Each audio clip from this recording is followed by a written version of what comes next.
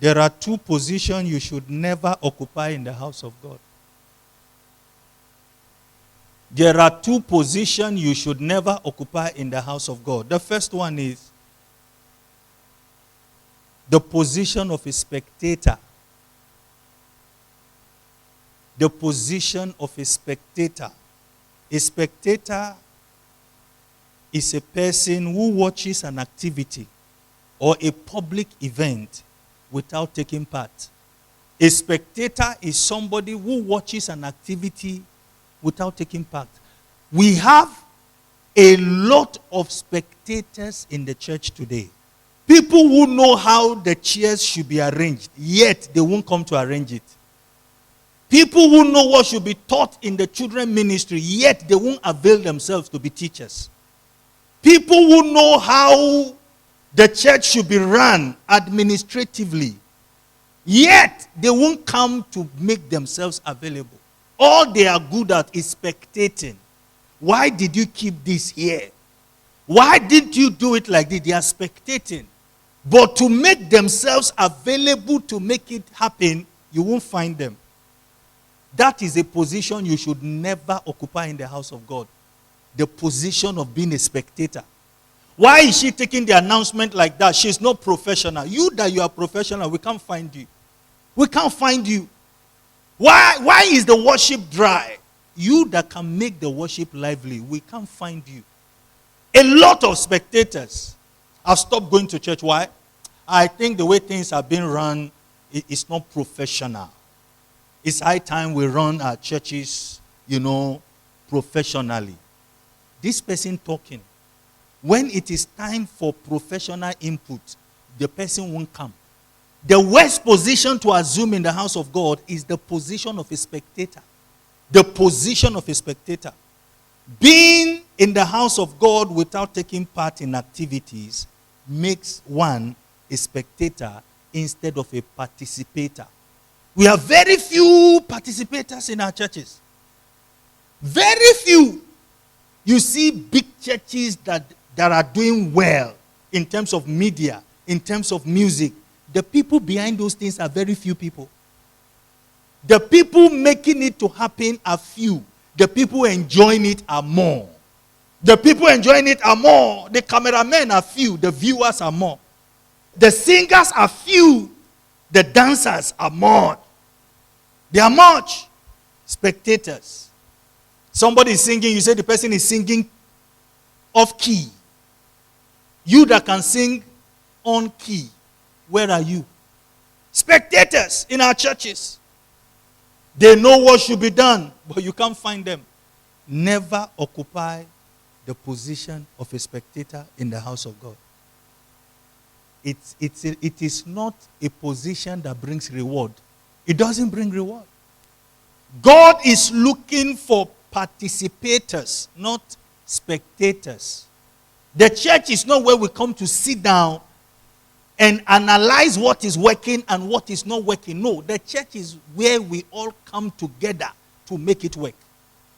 Numbers chapter 12, verse 1 and 2. Numbers 12, 1 and 2. And Miriam and Aaron spoke against Moses because of the Ethiopian woman whom he had married. For he had married an Ethiopian woman. Verse 2. And they said, had the Lord indeed spoken only by Moses? Had he not spoken also by us? And the Lord heard it. When they should have stood behind Moses to help in the administrative work of leading the people, they took on the role of spectating who Moses should marry and who Moses shouldn't marry, who God should talk to and who God shouldn't talk to. The Bible says, and God heard it. Those who spectate in our churches don't know that God is watching them. If everybody will come together to put their ideas on table, not idea to scatter, because there are people when you give them room to contribute, that's when they have an opportunity to bring confusion. That's not what I'm saying. No. I'm talking about bringing your plans on board and availing yourself to see to it that it is being executed properly. If everybody will be up and doing in our churches, we will have more souls than we have today. Number two positions you should never occupy in the house of God. The position of a latecomer. The position of a latecomer. We are early to go to work. Early to catch up flight, but late to church. And even when some people are coming to church late, they walk majestically. No sense of urgency. No sense of, no, I'm late, I need to hasten my footsteps. They still enter the church with that ego of coming late, and they sit down, and yet they want to leave on time. Early to work, early to visa interview, early to catch a flight, early to prepare breakfast, but late to come to church. Early to go for classes, late to come to church. Why? No fear of God. We fear institutions more than we fear God. A lot of us fear institutions more than we fear God. The way we approach institutions is different from the way we approach the things of God. If your flight is 9 p.m., you are asked to start checking in from 6 p.m. Some even come to the airport 3 p.m. And here, service is starting at 7 p.m. Some are coming at 8:30, and the service will close at 9 p.m. No reference for God. You see people running, queuing on Monday morning to catch a bus to go to work. But when it comes to coming to church, they have an option. Late coming to church is a sign of lack of reference for God. It's a sign of lack of reference for God.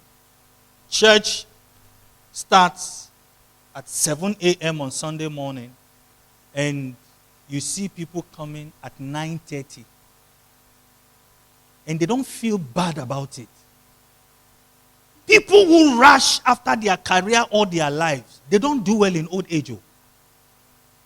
With all their money, they'll use it to cure sickness. The Bible says, remember thy Creator in the days of their youth. Bear the yoke when you are in your youth. I see old people who lived for God when they were young. In their old age, they are still strong. Is chasing your career bad? No. But not at the expense of your availability in the house of God. You see them 4 a.m., they are getting ready for the office. Service on Sunday morning is 7 a.m., 8:30, they are still in bed. Monday morning, this same person will be running. And you see, God sits back and watch.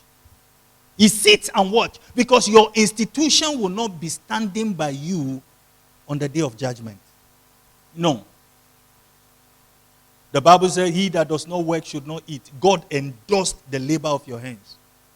God endorsed that you should be productive. But you see, when you want to wrap God to empower your pursuit, that is where you miss it. I want to show you somebody who, coming late, killed her. The story of Ananias and Sapphira. They sold their land and decided to keep part of the money. So, the husband happens to be one of the men that come to church on time. So he came and brought the money. And the man of God looked at him and said, is this all the money you got from selling the land? He said, yes. And the man of God said to him, why have you allowed the devil to make you lie to the Holy Spirit? Guess what? He fell and died. The wife was not at that. The wife hadn't yet come to church because she was a latecomer. So when she came, she didn't know that her husband had died. And she was called. Madam, come. She came and she was being asked the same question. The land you sold, how much was it? Because she and her husband had already connived to lie, she repeated the same thing. She also fell and died. In the book of Acts chapter 5 verse 1 to 10, you find the story there. If she had come early, she would have decided to say, no, I won't lie. When they call me, I'll say the truth. Late coming to church can rob you of God's blessing. Late coming to church can rob you of God's favor. Late coming to church can rob you of your healing. Because the day you decide to come late might be the day God have decided to heal you permanently. Coming late can rob you of that money you've been praying for. And God have decided that it is this service that you will contact the oil for that financial prosperity. And you came late. Do you know there are some people when they are coming to church, angels just move and leave them to come and sit down because they came late.